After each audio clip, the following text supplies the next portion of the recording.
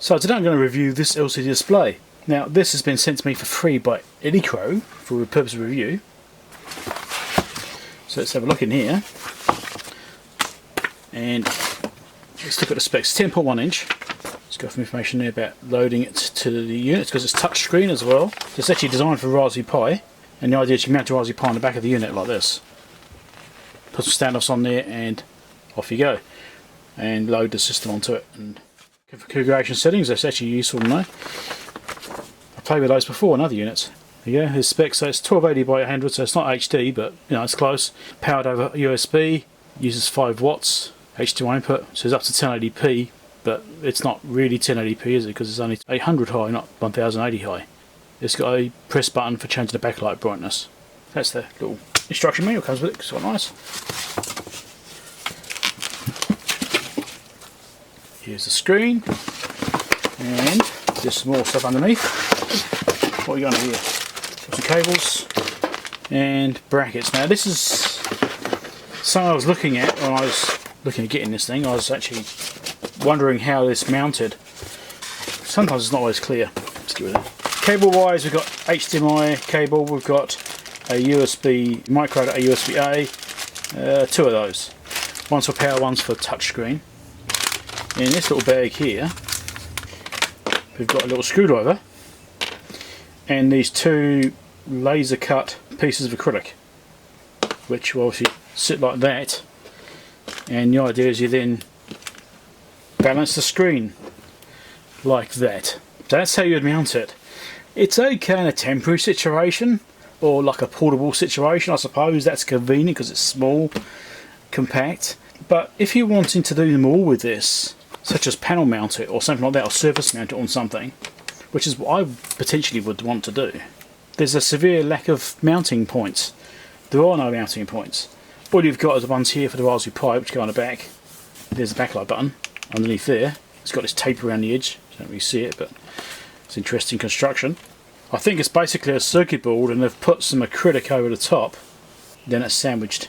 And it's okay, I suppose, but it should have had some mounting screws on it, like you know, some posts on the corners. You know, 1 each corner. At least if you did want to surface mount it in some way or flush mount it, you would have some kind of bracketry option there to do that. Anyway. That's a small little thing, I suppose. Here's the screen. I'm not going to peel this off yet. We also have this little brochure thing they chucked in here. Elecrow's website, and the link's down below. And you can find out more information about this and more of its specs and what have you, and other products they do. They do a lot of stuff. I've worked with Elecrow before, many years ago, if I remember rightly. I did a review on something, I can't remember exactly what it was now. Don't remember. I've worked with them before, I know that much. And here's a Raspberry Pi which I've got sitting around, which should line up to these posts. Now I'm thinking it should probably go that way around. It will line up. Obviously then you need to put standoffs on there. So you put standoffs on it so you can get it away from the board and create clearances. So then you've got USBs coming out, looping straight back in again. I mean, you could always mount it around that way if you really want to, and then loop the cables around. I mean, the cables provided are long enough, they're quite long cables. So what I think they really should have done is provide some short cables so that when it's actually mounted on standoffs, I mean, it could be like 10mm standoffs, wouldn't take much at all. You can just come straight out, straight in, straight out, straight in. I mean, the Raspberry Pi should be able to power the screen. Maybe, I don't know, maybe it can, maybe it can't. It'd be just looping straight through to the main power jack, so I don't know, maybe it can. Or maybe we're doing have a separate power source, I'm not sure. I mean, it was supposed to be 5 watts, so it's 1 amp. It's doable. That's what I should have done, is just short little USBs, just loop, and the HDMI, because then this obviously has come out, a short little HDMI and loop around there as well. Could even have a right angle HDMI, so right angle there, and then down and loop straight in. That could have been done much tidier. And I've got a straight one, which is quite long. I mean, obviously this is at least flexible, you can put it in different ways, you don't have to mount the Raspberry Pi on the back. This means you can put it anywhere and mount it differently, but to me, it's designed to go Raspberry Pi. Should really have the mountings to suit that. Now this Raspberry Pi is completely blank. I don't have anything configured on that one. I could read the manual and see what it says about setting up the monitor. Connect to Raspberry Pi. Download the official image. Raspbian, Ubuntu, Kali or RetroPie, whichever one you want to do. Format SD card. Yes, it's normal Raspberry Pi instructions. Modify the config file. Right, so this is the settings for the display itself, so I'll show you those. So those are the config file settings which you need to put in. Now this thing I've played with myself in the past on a different Raspberry Pi when I was having issues with the touchscreen trying to get it working. And I've actually played with settings on these before, so I've seen these. I don't know why it's so clunky in a way, but that's what they do. It's Raspberry Pi. But the thing is, once you've done it, you've done it. So it's done. So that's that. You know, settings in case you need them. So there's the example of mounting that they've got in here, which is the ports facing that way. So I would have mounted them that way. And there's Raspberry Pi. I did actually mention about the Raspberry Pi here too. Raspberry Pi 4. Some other information about configuring it for the Raspberry Pi 4, which may be relevant if you're trying to do one of those instead. Got a bit to show you that. I was looking at this bag again. I missed a bit. This bag did not empty. There's still some in there. We have a adapter, HDMI to mini HDMI adapter, and there's a bag with standoffs and screws. It did include some. These look like they're only about 5mm though. It's quite small. I don't think it'll actually be big enough. I might put my own ones in which are actually slightly taller actually. I think I might do that. So yes, I did include standoffs. Well done. So I didn't actually have any standoffs to suit this size. Now this is using 2.5mm standoffs. I've got 2mm, I've got 3mm. No, 2.5.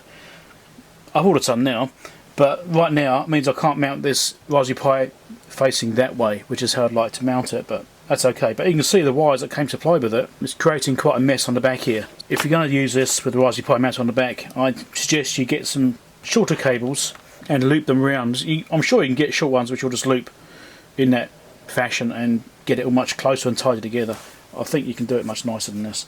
I mean, this one here is about the right length. If they go as two of these rather than one of these, maybe even better. Two of that size would probably be okay. But now the other problem is, because this standoff on this is so low, the SD card slot is basically touching the back, and trying to get the SD card out required tweezers. So I'm hoping I can get the thing back in again. Okay, I'm just running off the Raspberry Pi itself, so I'm using the power straight from the Raspberry Pi USB port instead of plugging it into an external source. I only seemed to be pulling about 1.1 amps or so when it was booting the first time I tried it, so it didn't look too excessive. You know, it's a fair bit of current for this, but it's doable. I don't know what it's like when it's actually under load trying to do anything. It might shoot up quite a bit.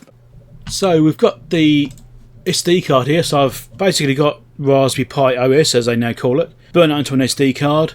All that process is pretty straightforward and easy, so if you're not sure how to do that, then just follow the instructions on the Raspberry Pi website and you can do it yourself, right? So that part I'm not going to cover. That's more about using the Raspberry Pi rather than using the screen. Now, however, on that SD card, once you've burnt this SD card, you have a config file here, which I'm going to open up, which is the configuration of Raspberry Pi.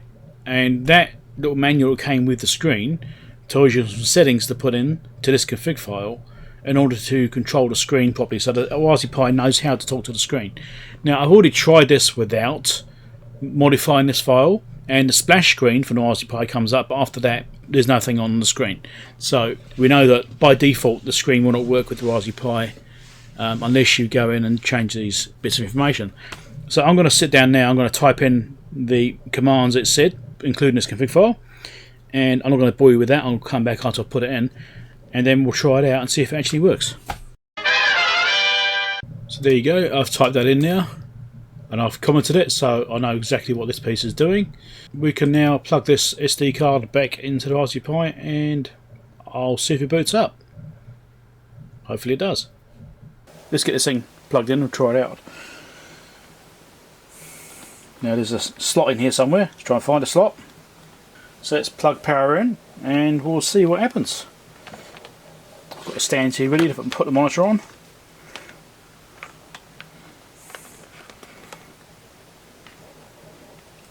And I'll tell you how much current it's pulling as well when I get it going. Now when I plugged it in, it does have like an arcing sound going on, which is probably not a good sign for that connector. Maybe plugging in the main USB instead of that would be better. Anyway, here's the screen. Try and get it so it's not reflecting my lights. It's currently pulling 1.2 amps.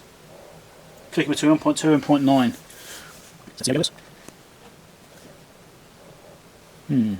So far nothing. So 1.1 amps, 1.4, oh there we go. We just didn't see the splash screen this time. But there's a desktop.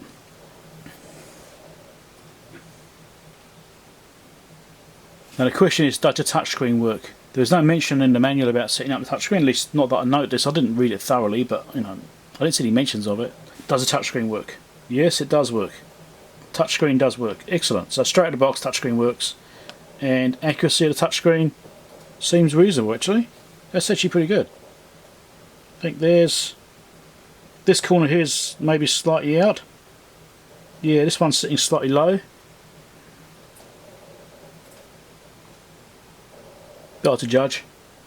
I need someone to touch it with. Can I do this? No. You can't need a stylus for this. There's capacitive touch, so your fingernail doesn't do it, you have to use your finger, not your fingernail, which is a shame because fingernail you can do much more precise. Anyway, so it's working, that's great. You actually maybe can see this way and see how close that is. It's not too bad actually, it's fairly close. Considering it's not been calibrated, that's alright. I mean, you can actually calibrate touchscreens on these, there is a way of doing it.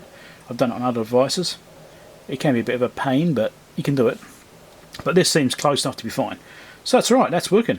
But it was pretty painless to get this thing up and running. There wasn't really much at all. Clean Raspberry Pi configuration, put those settings in at the manual, and it's working. So that is actually really painless. It's probably one of the easiest stuff I've ever done. I've done other screens before, and it's been a nightmare. Spent hours on them. Anyway, this one's looking okay. The system I've got on another device I'm using is older. I think it's a 32-bit system and stuff as well. This is much more recent. This is a recent upload. This is, I think, only a couple of weeks old, this version of Raspbian, or as they call it now, Raspberry Pi OS. Always turn this age on, means you can control it remotely if you need to. Well, I'm happy with that. It's actually precise enough for the touch and everything. That's all looking nice, so excellent. I reckon that's a winner. The only thing is, like I said before, this could really use some mounting screws on the back, so you can actually mount the thing onto a panel rather than using these. I mean, I actually think this panel was just a piece of Perspex which has been cut out.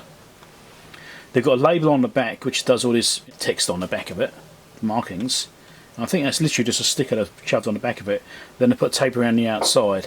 So I think that means that in reality they could just put some melted in standoffs in here, like studs, 3D studs, and just melt them into the Perspex, and then you've got mounting screws. I don't know why they couldn't do that. I think there's an option there. And I don't know, maybe I'll see my video, consider it as an option.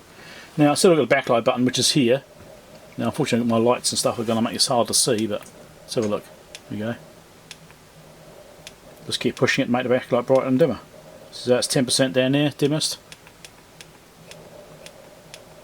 It is probably stepping there. Okay, 100%. Don't forget my lighting's quite bright here. So let's look at angles. So I'd say off angle it does get dimmer. So viewing angle does matter, I think. I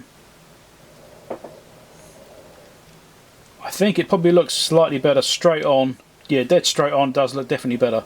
Left to right it does get slightly darker, and up and down definitely gets a lot darker. So I think it's probably, I think having it basically facing you is quite important. I mean, it's not too bad. I mean, you can still see it fine. It's noticeable that it does dim down if you go off angle. So I think that's alright though. There's the keyboard, on-screen keyboard. If you need that, that's nice. I might play with this some more, and I'll maybe do some more video after I've played with it a bit more.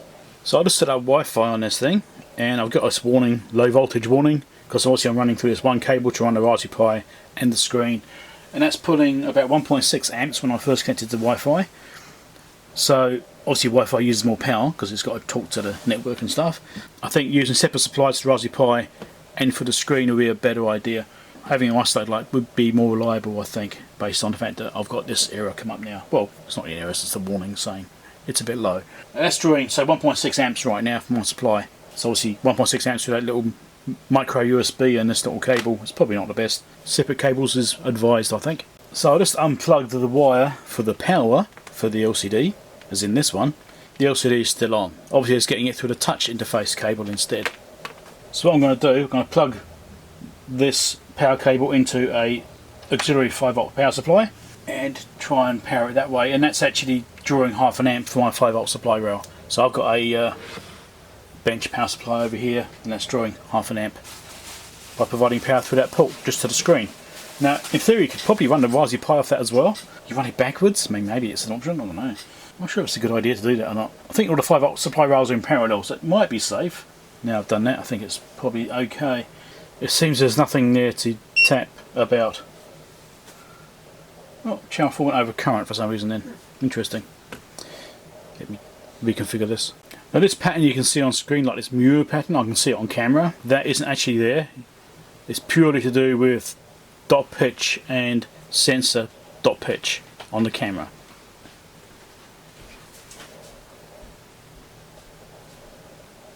Don't have a camera set up. Anyway.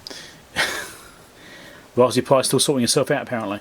So even though I've just installed a brand new version of this, it's like downloaded yesterday, there's updates in here which need to be done. Apparently there's quite a few of them. Yeah. Oh well, let's do some updates. I'll probably break it. What I think is probably a good approach on these, because the screen will be powered through that USB touch cable, not necessarily just a power cable, because you can just use that one to power it, which is good. An option that's probably best is to actually hook up to these pins over here, which can then use a 5V power supply rather than using a USB port, because these aren't really rated for this kind of current. They're really pushing it, which is why I'm getting the warning messages about trying to run everything through this one connector. It doesn't like that. Rather than running two power cables to it, I think you should, maybe consider an adapter or maybe even a hat or something you can stick on here to provide power through these pins over here instead. Inject 5V into there, that'll power that board and then the screen through this cable here, and that'll take away a little bit of the clutch release, because then you've got two less cables. Well, one less cable, because you still need one to go to there, but you get the idea. So I think that's an option. Got to tidy it up a little bit. Anyway, still installing updates, this could take a while. Loading up YouTube on it, it's doing that. This is being very slow, this Raspberry Pi. I'm not happy with this actually. Maybe it's because it's sorting itself out, or whether there's something else going on, I don't know, but it's very slow. It's a 64-bit version. Maybe that's the problem, because it's 64-bit, not 32-bit, and it's just struggling a bit. No pun intended. Yeah, I mean, it is working, but it's trying to sort of see what the screen looks like with other stuff going on. There is no sound, so I'm not worried about that part. I'd have a speaker. But yes, as you can see, this Raspberry Pi is not happy. It's not doing very well.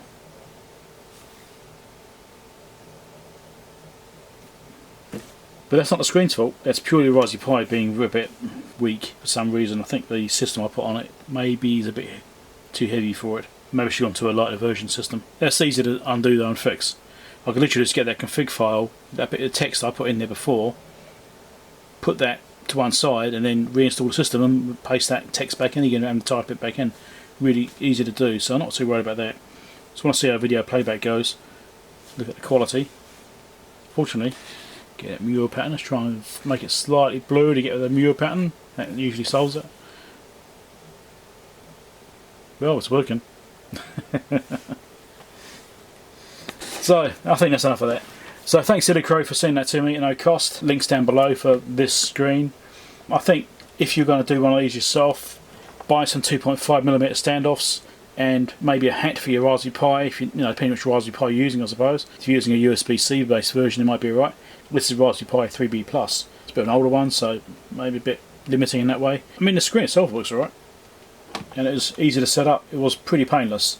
Working out the box would have been nice, but that's the thing with these systems. Sometimes you have to tweak things a little bit. If the Raspberry Pi had support for all different HDMI monitors by default, and auto detection and stuff, it'd be nice, but they don't really. And the touchscreen is pretty good. The actual touchscreen itself is good. The Raspberry Pi itself, not so much. So there's other links down below to watch maybe some of these videos. Just go over there, push that button there, and there's a Patreon support link over there if you want to help support the channel. Catch you later.